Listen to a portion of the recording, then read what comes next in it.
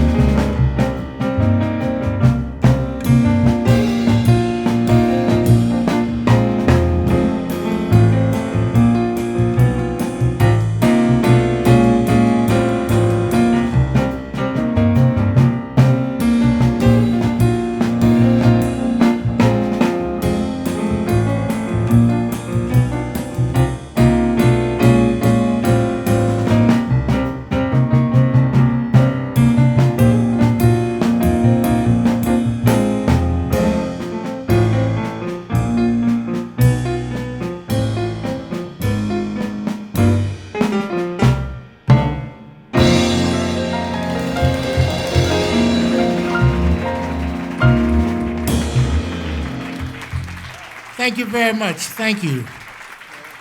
Bobby, Benny, Jymie Lee Boo. That's Bobby Timmons, Benny Golson, Jymie Merritt, Lee Morgan, Art Blakey, Boo Hayner. Thank you so much, and we're going to close with the title theme from the album, which is Afro Blue. Unfortunately, Mr. Gregory Porter couldn't be here to sing, but we have Mr. Kurt Elling here.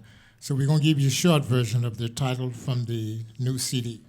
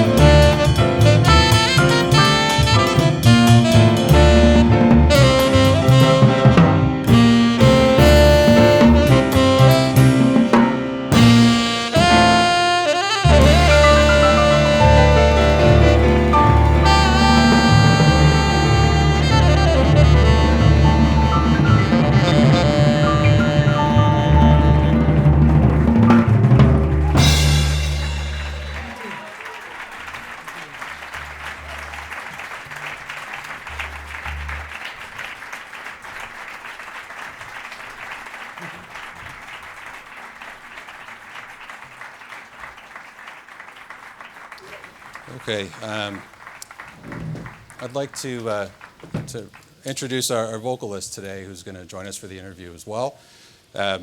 He was born in Chicago. He grew up in Rockford, Illinois. He's one of the world's foremost jazz vocalists. He has won the Critics' Poll in Downbeat magazine. He had a run of 14 consecutive years. Was named Male Singer of the Year 8 times during that span. He, in addition to all of those awards, won a Grammy in 2009, and actually every album that he's ever made has been nominated for a Grammy. He has his own album that was released last week on the Concord label. It's called Passion World. Please welcome Kurt Elling.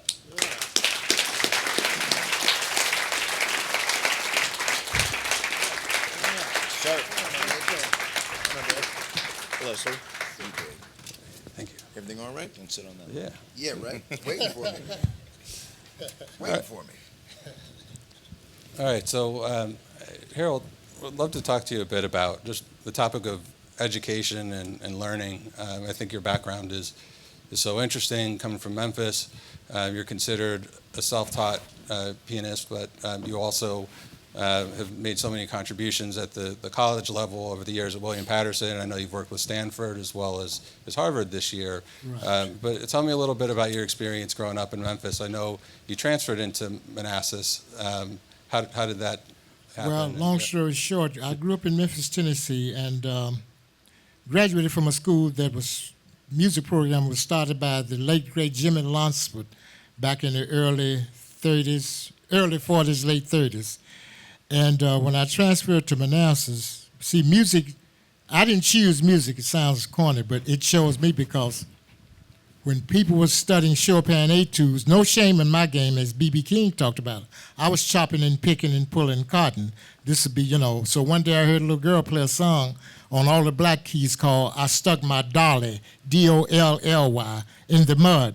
And that's the first thing I learned. Da, da, da, da, da, da, da, da. So when I got to Frank Strozier, one of my closest friends, told me, he said, why don't you come to Manassas High School? And I transferred from Douglas to Manassas.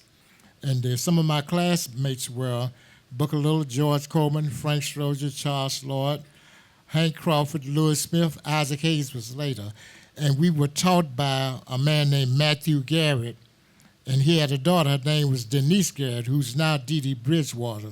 Dee Dee Bridgewater's father was our band director. So anyway, I knew 3 songs. 1951 is when I started.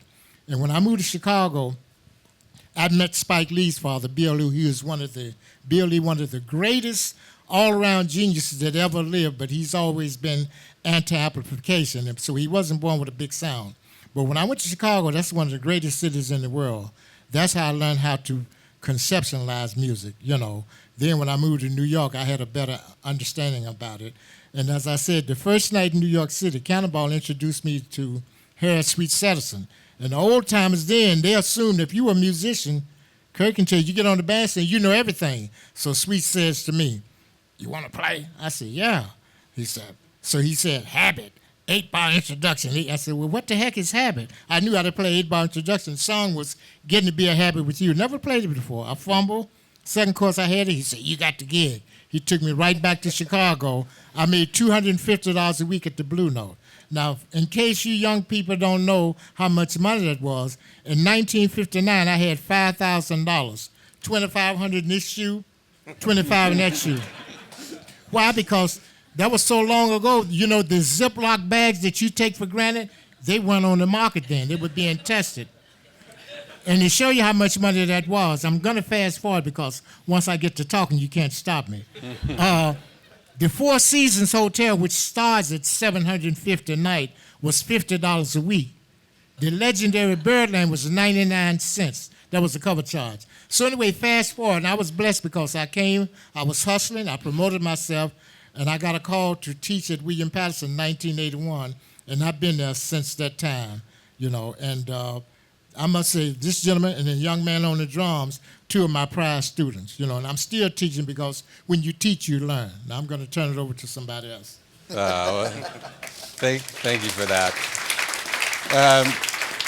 Yeah, and just on the topic of learning, I guess, Harold was Eric's teacher, Eric was my teacher, and one of the ideas in jazz, and it's just kind of the way that the music evolves, it's if you hear it, you can have it. It's this idea that everything's right there for you to learn and try to incorporate into your playing, and people just edit ideas, they find a way to make them their own, and over time, you get some really unique contributions to the music. And it sounds a little bit like, I guess I'll make an internet analogy.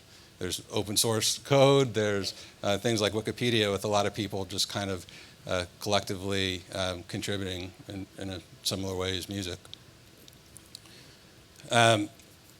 So tell me a little bit about your experience working with Eric. I know you guys met when Eric was in school at William Patterson, but you've gone on to record a lot together. He left Indiana University, and Professor Dave Baker told Rufus Reed, Rufus was the professor there, that we got a young tenor player coming and we'd like for you to, see what you can do. So Rufus assigned him to my class, and I've always tell the students you should always have a tape recorder with you and some manuscript paper.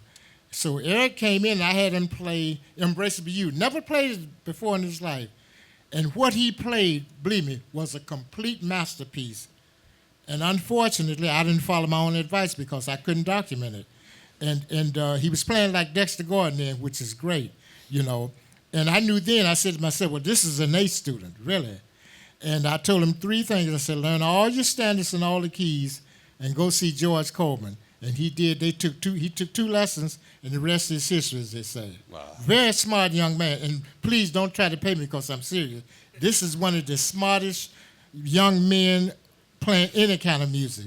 And he plays piano, Ravel and Debussy and all. So it was a pleasure working with him. And we learned from each other. Now, how many CDs have we done together? On his own, I think we made at least 20. But we've probably been on at least 70. At least 70 together with other people. Now I'm going to let him talk. And he's an expert skier. I want to backtrack for a moment, if that's okay. That tune you mentioned, I stuck my dolly in the mud. See, I had a different upbringing. We called that Salvador Dali in the mud. Really? Yeah. So you know about that? Yeah. No. What am I supposed to be addressing here, Andrew? Oh, well, let me. I can. Harold was. This is his show, so let's keep. It's our show. Well, he's certainly the most influential musical mentor that I've ever encountered. He took me, despite what he says, from a point where I was absolutely green, and saw something in there, and was always willing to help and show me new ideas. And he's really the primary reason for whatever I'm doing today or however I play. I thank, Harold every day, at least in my mind, sometimes not to your face. I do. And it's funny, we've actually been around each other now. If I think about the years since I started working as a professional, I've probably been next to this man more than any other person on the planet, including my wife. And that probably pisses her off. We're always on the road doing something, It's really amazing. It's like a dream come true. I don't know what to say. He's, teaching and learning in jazz is very different from other art forms, or in particular Western classical art music, because it's not as pedagogical. Like Andrew said, it's more about if you can hear it and figure out what it is in sort of an intuitive and personal way, then you can make it your own. And it just takes somebody to continually show you things. They don't tell you how to do it necessarily, but they show you what it sounds like, and then eventually you start to pick it up. And that's what he's been doing for me for 25 years. Okay, great. Thank you. And want to talk to Kurt as well about his new album, Passion World. And jazz is music that, like Harold said before, it's from the United States, but it just has a tremendous appeal globally. And these guys will tell you they keep a very busy touring schedule, going to Asia and Europe and all over the place. And Kurt's latest album has a very global focus. I know, I mean, people love jazz all over the world, but it also has influenced some of the material that jazz musicians play in the United States, and also there are great musicians everywhere, and I think Kurt's latest album captures a lot of that. So what can you tell us about how that came together? Well, first of all, hi, everybody. Happy to be here. Harold Mabern, great genius. Happy to be his sideman this evening. It's wonderful. I'm happy to have a little bit of time. It's an honor for me. Jazz is the ultimate syncretic art form, which means that any music, any sound that it encounters, any rhythm, any tradition, anything that it encounters that it finds valuable, it can adopt and transform. And it transforms itself, and it transforms that which it encounters. It, as Harold said, it was born in the United States, but it was born of so many different countries and so many different traditions. It was born of the collision of cultures, largely, but not exclusively, in New Orleans. It grew up in Chicago, yet more collision of cultures, collision of African, vast overgeneralization, collision of African rhythms with European harmonic ideas and instrumentation. And it continues to seek out new ideas, and it continues to grow in all these different countries, having grown up in America.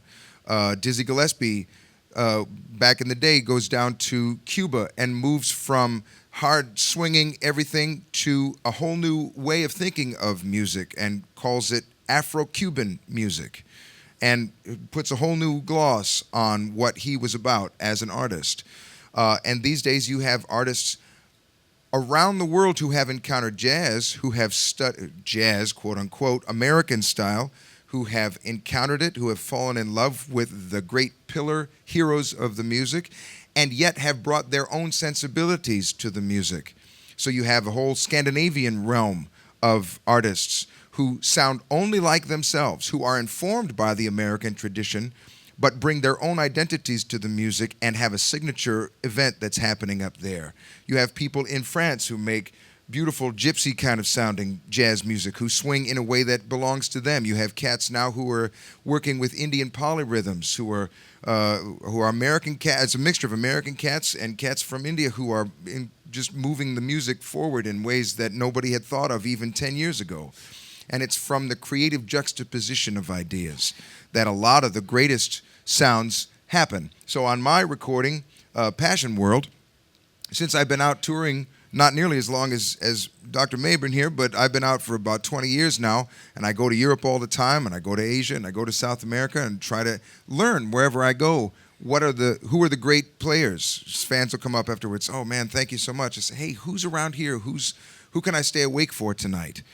And as I've done that, I've collected certain compositions, certain ways of thinking about things, and certain international heroes, and I've wanted to include them in my own sound, in my own world, and I've wanted to feature them in a certain kind of a way in the United States. So on this recording, we have Till Bronner from Germany. We have Arturo Sandoval, who's obviously many decades ago now moved up from Cuba. Richard Galliano, incredible virtuoso French accordion player as a Chicagoan. I can always hear the accordion. Well, always Chicago cats because of the Polish connection. Got a beautiful thing from Poland, from Pat Metheny. Got a orchestra from Germany. So we are Americans who encounter the world and try to continue learning, just as Dr. Mabern here continues to learn from his students. And it's also romantic, which is good, because you know I'm on your team for that. I want that to happen. Very great. And bringing it back to Afro Blue for a moment, just, of course, this is improvised music, and there's a structure, but what these guys are doing is basically composing on the fly. And I heard a story about one of the tunes that you did with Harold that wasn't planned to happen. Yes, we had several things, and I was so proud to get the call in the first place, to jump in on a couple of things that are more traditional that we'll be doing a little bit later. But then as I had my coat on, was this January or sometime? Was it August? I thought I was putting my coat. Really? Yeah. That's okay. It's been. It's what we call a schmear. You might have been hiding something. Maybe I was. Maybe I'm always hiding something. So anyway, I was on my way out, and Harold started to. I heard you talking about this other tune that you wanted to do, and I don't remember how it wasn't going to happen or was going to happen, but you started playing. Well, originally I had Norah Jones in mind. Here you go. Oh, oops, sorry. This is true story, folks. I think it's just on. Is it on? Yeah, it's on. Originally, this song is called "You Needed Me" by Anne Murray. And George Coleman kind of instigated this because he said, "Hey, Mabe," my friends call me Mabe, said, "Do you ever play that song, You Needed Me?" And I said, "Yeah." So we got to the date. I wanted Norah Jones, but Paul Stash felt that maybe, stylistically speaking, it wouldn't be good for Norah. So I said, okay. So I told Eric, we call him Big Red Affection because it's red hair. So I said, well, come on, Big Red, we got to do this song. I said, you got to do Boots Randolph, because I was determined. True story. I guess you could say it was kind of like what Serendipity. Kurt had he was through. He did his 2 songs. Thank you very much. He was walking out the door, so we started playing it. He walks over to the piano. He starts saying, "You took," And I said, and the rest is history. And he nailed it. That's how that happened, That's why I say this music is telepathic, and you have to think. Jazz musicians, let me just throw this in. No offense to anybody. What you don't know is jazz musicians are some of the smartest people in the world aside from this. You probably didn't. No. Kenny Garrett speaks fluent Japanese. Now he's studying the Korean language, which is totally different. Dr. Willie Ross speaks 7 languages. He's been in jail for over 60 years. Dr. Don Bird had 4, you heard of Don Bird, he had 4 earned degrees, no honorary, plus he had a law degree, plus he was an airplane pilot. Keith Jarrett did the Goldberg variations, so forth and so on. I could go on, we don't have enough time. Josh Redman has 2 degrees, MIT and Harvard. So what I'm saying is to play this music, you got to be a thinker. You have to think fast, quick on your feet, and as I said before, not to be redundant, it's a pleasure to have all these great artists on my CD. They made me look good and sound good. And I just wanted to share that with you again. Thanks for your support. Now you can finish talking. That's it? I think that's it. We want to save some time for the vocal performance, so we can get to that now. But thank you all. All right, let's do it. Thank you. All right.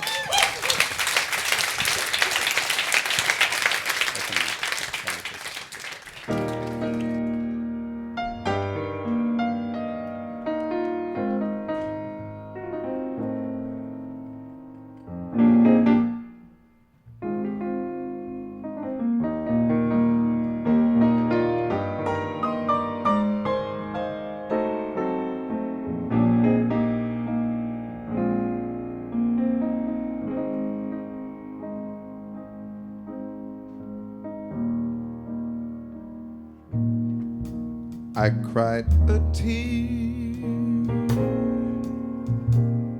You wiped it dry. I was confused. You cleared my mind. I sold my soul. You bought it back for me and held me up and gave me dignity.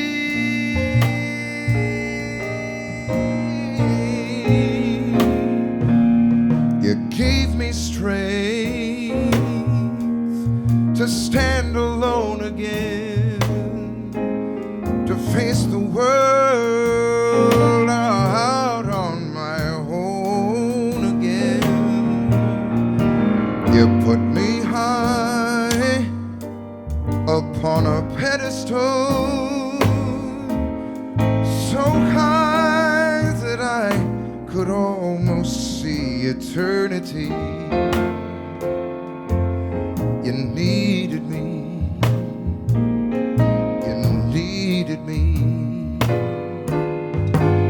And I can't believe it's you.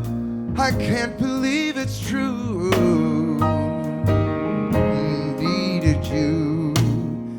and you were there, and I'll never leave. Why should I leave? I'd be a fool, 'cause I finally found someone who really cares.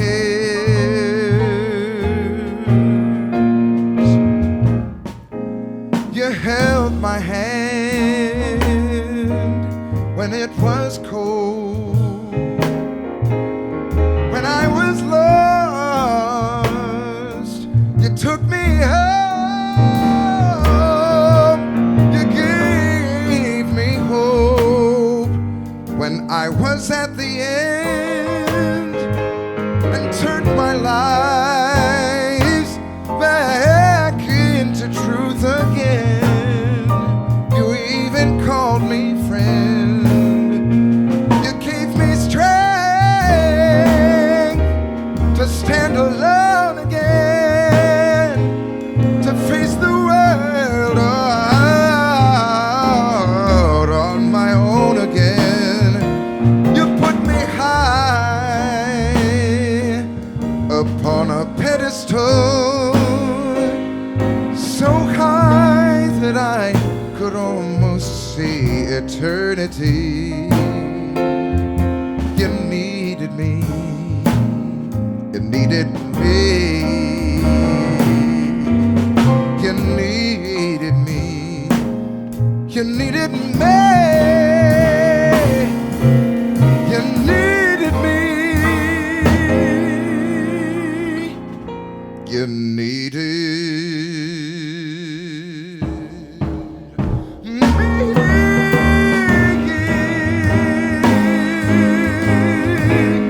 You needed me.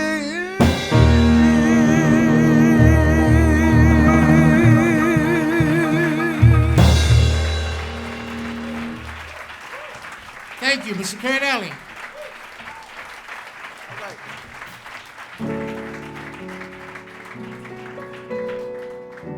Here's a lovely, lovely composition. This one was written as the theme to a David O. Selznick produced film in 1948. A really strange and unusual little fantasy film. It was a romance, of course, but it involved a young woman who worked in an office, a young man who worked in an office, and he fell in love with this young woman who he kept seeing in Central Park.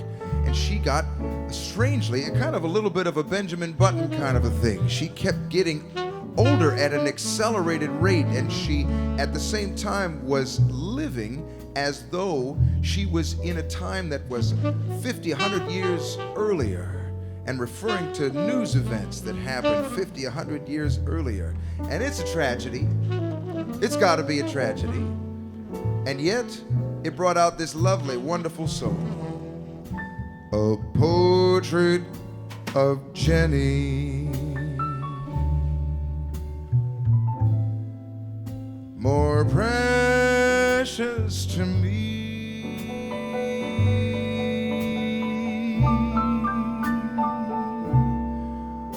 than a masterpiece, however famous it be. A portrait of Jennie is etched in my heart,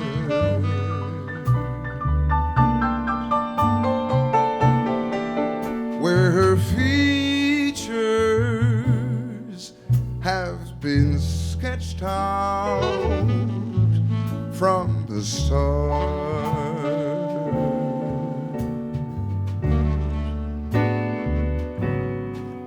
All the color and beauty of life,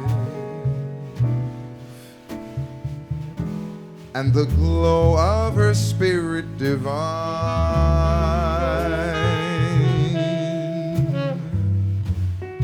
all cast in heaven's own design.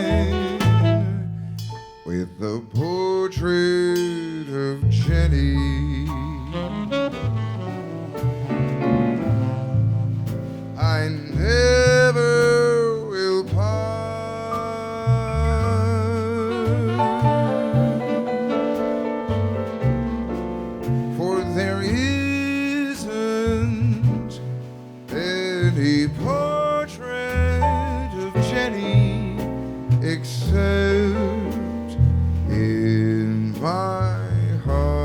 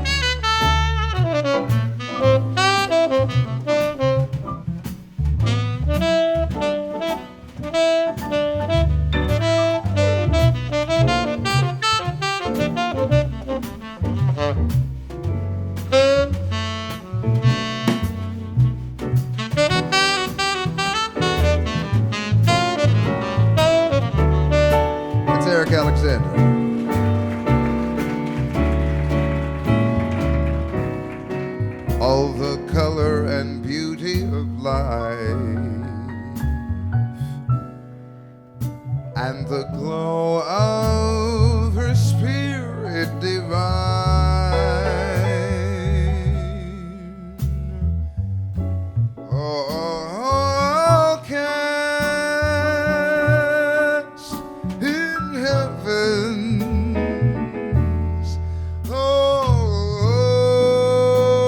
design, with the portrait of Jennie.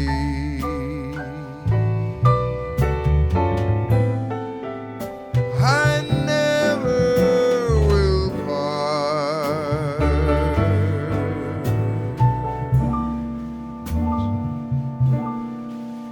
for there isn't any portrait of Jennie except in my heart.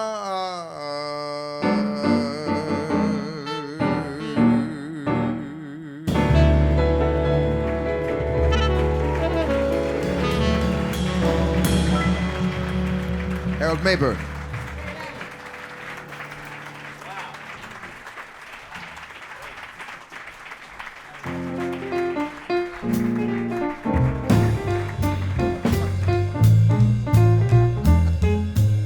I'm an amateur, and yet, hey, I've overlooked so many things through the years, through my tears, through my fears, and then I went and opened my eyes. You were my eyes, they've held with open arms. Now that I find myself, there's one burning that it is best. Women, little less, there's the rest, yes, it's best. I've overlooked so many things through the years, through my tears, through my fears, and then I went and opened my eyes. You were my eyes, they've held with open arms. Now that I found out that the ones burning that it is best. Women, little less, there's the rest, yes, it's best. I won't stop and think of the things I really couldn't do until I met you. Please, baby, listen to my plea and understand my love, and you will find it's true love. I want you to know just how I feel right from the start and hope that you feel the same. I've never had the slightest doubt and hope I never will. I pray our love will blossom with each thrill. I hope you feel the same. Please, baby, don't let me linger. I'm gonna be so when you up, no, it'll make like a plane. I love you. What do you say? I think if you dear, you're the only one I've wanted since I have met you, and I need you every moment. Mama, stay by my side. I know we're meant to find true love, dear. I vow you'll never leave me once I have you. I'll never know the song the bluebirds sing when it's lonely. Well, it had to be, can't you see? I did used to wonder if you could love me, tell me, do you? For it is true, dear, there's no other but you. There I went and said it all over again. The way you made me love you, it's a sin, but what can I do?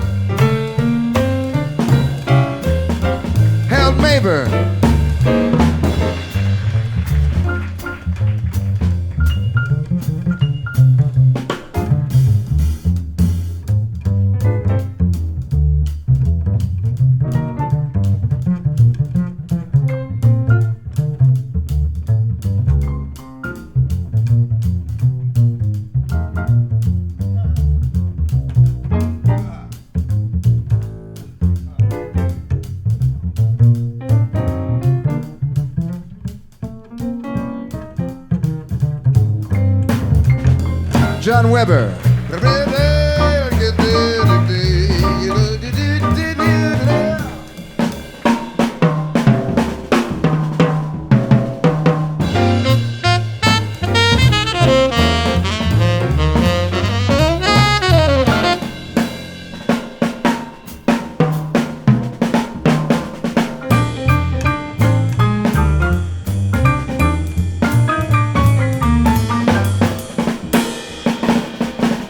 Farnsworth. I've overlooked so many things through the years, through my tears, through my fears, and then I went and opened my eyes. You were my acting, and with open arms. Now that I found out this once, everything did it is best. Women did dance, there's the rest, yes, it's best. I've overlooked so many things through the years, through my tears, through my fears, and then I went and opened my eyes. You were my acting, and with open arms. Now that I found out this once, everything did it is best. Women are bitterness, there's the rest, yes, it's best.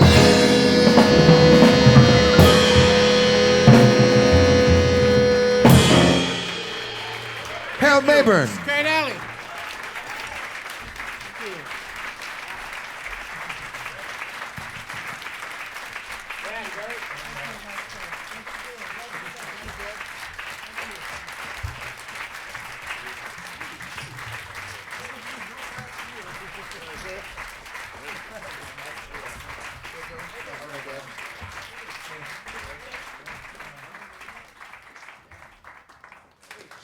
We're going to do a quick Q&A for anybody that has questions. This was just an incredible performance, as I knew it would be, so thanks to the musicians. But yeah, if anybody has questions, please come up to the mic here. There's no such thing as a stupid question. So don't hold back now. Speak now if you ever hold your peace. Who's got a question? Anything, what we do, why we do it? I'd be curious if you could tell us the first time you were able to make an album as a leader. The first time I was able to make an album as a leader, that's a good question. It was in 1968, I think. And I signed with Prestige. And the record producer, he didn't have much faith in me. He said, well, we'll sign you. They gave me a $100 advance, which was an insult. I should have given it back to him, but I needed it, and I wanted to do a record. He said, I don't expect you to sell but 500 records. I said, okay. So during that time, we had the Record World, we had the Billboard, and it was one other. So I sent a letter to 40 distributors saying, I have a new CD. It's called A Few Miles from Memphis. The first statement I got from the record company was 3,500 copies. I said, you didn't say I would sell but 500. But that was something for me because I needed to get a product out. And it was a good experience for me, but the thing I found out, and if any musicians here, when you go in the studio, try to be as prepared as you can. When I went in, I made sure all the notes were right so we didn't lose a lot of time because, when you're losing time, changing notes and doing this, that costs the record company a lot of money. So that was my first venture of doing something on my own. The record is called A Few Miles from Memphis. Anybody else? Great. So, being interested in both blues and jazz, I'm curious in Memphis how. I'm sorry, say that again? Here, Being super interested in both blues and jazz, I'm interested in Memphis, like how those two are going. Well, they said that New Orleans is the city of jazz. Memphis is the home of the blues. See, blues, here's the thing about the blues. Mr. Kurt Elling said something that was so eloquently put, I wish I could have recorded that to have for my own teaching. Here's the thing. The blues form is the first thing you learn when you start playing jazz. I saw my baby walking down the 145. But as you get older, you realize it becomes the hardest. Why? Because you can't teach somebody how to play the blues. You would think you can't do it. I could write down some notes, but it's not the same. It has to come from here. Now, Eric Alexander learned how to play the blues because he worked with an organ player named Charles Erling, you see. So when you're in a certain environment, in other words, if you want to be a great three-point shooter, you got to practice like Larry Bird, like Magic Johnson, like Michael Jordan, and now LeBron James. So when we started, we hated the blues. We wanted to play bebop. But as we grew older, we realized how important the blues is. See, jazz comes from the blues, not the other way around. You know what I'm saying? When you hear the blues, you think about B.B. King. You think about Little Milton Campbell. You think about Joe Williams. You think about Clarence T-Bone Walker, you know. So the blues is a special part. The great Dizzy Gillespie, the co-progenitor of this music, said the difference between me and Bird is Charlie Parker. He said, Bird could play the blues and I couldn't. He's right. He could play the blues. He could play a blues lick. You see, the blues, like there's a great pianist named Gene Harris. Anybody ever heard of Gene Harris? Yeah. Now, if I could play the blues like him, I could stick my chest out.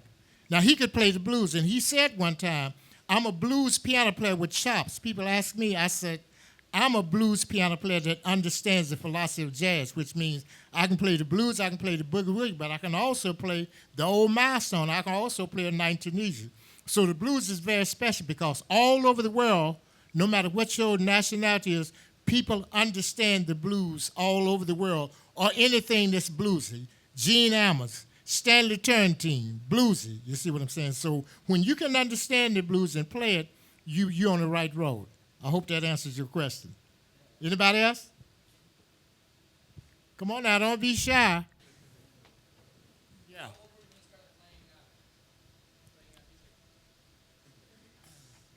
How old were you when you started playing music?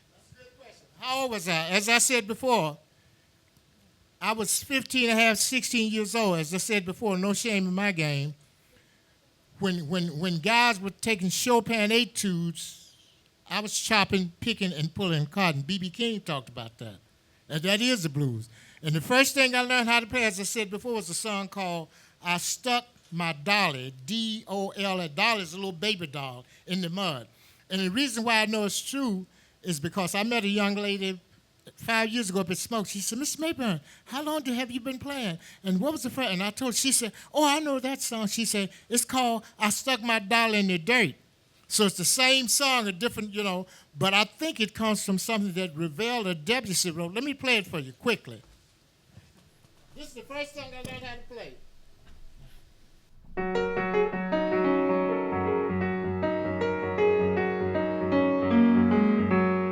I learned the honey dripper.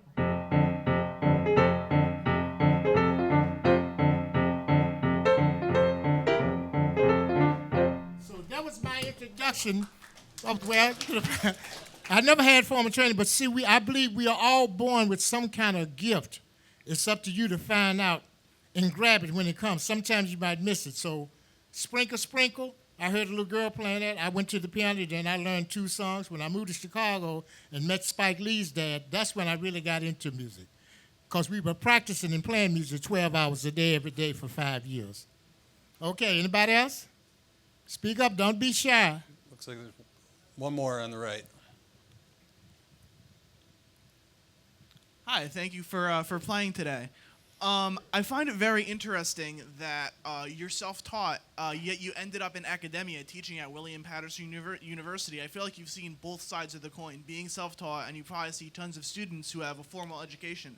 What would you say are the advantages and disadvantages of each school of learning how to play music and learning how to play jazz? Very good question. Well, see, even though I've been in the university for 34 years, I taught Joe Farnsworth, Eric Alexander, Bill Stewart, Tyshawn Shore, Alexis Cole, young lady on my date. See, this music comes from what I call the university of the streets. You don't have to go to school to learn it. Going to school is just an enhancement. You know what I mean? I'm a proof of that, you know. But I've learned how to be, see, jazz musicians are very ubiquitous. You know, I wish I had more time. For example, we've heard of the great Bill Russell. You know that guy that plays with the Celtics that don't sign autographs. His best and closest friend was Julian Cannonball Latley. You didn't know that, did you? Wonder why. Why would Bill? Kareem Abdul-Jabbar. You know who his best friend was? Frederick Dwayne Hubbard.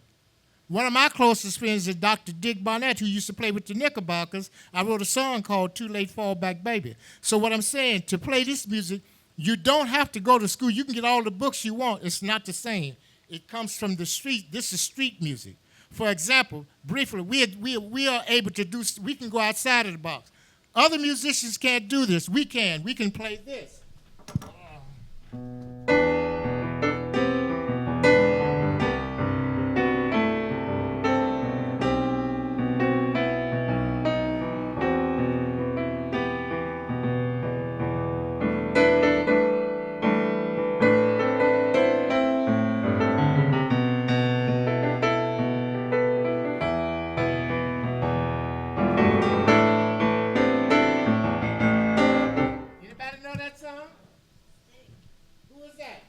Sting. You see what I'm saying? So, see, and also, here's the thing.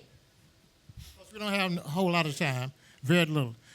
When you get yourself involved with jazz, even if you don't play, if you take a course in jazz appreciation, being a jazz musician will teach you how to make decisions in your real life. It might sound funny because you got to be very perceptive. You got to be very ubiquitous in your thoughts and how you make decisions of stuff. So, every day I wake up, I said, "Dear Lord, thank you for making me a jazz musician." Because I didn't choose it. It chose me, as I said before, not to be redundant. We all are born with some special kind of gift. But it's up to you to find out what it is. And when it comes, sometimes it might be just a quick flash. You got to grab it. So I hope that answers your question. I thank you for coming out. And Thank you, Harold. hope we This can has do it been- again. Thank you so much.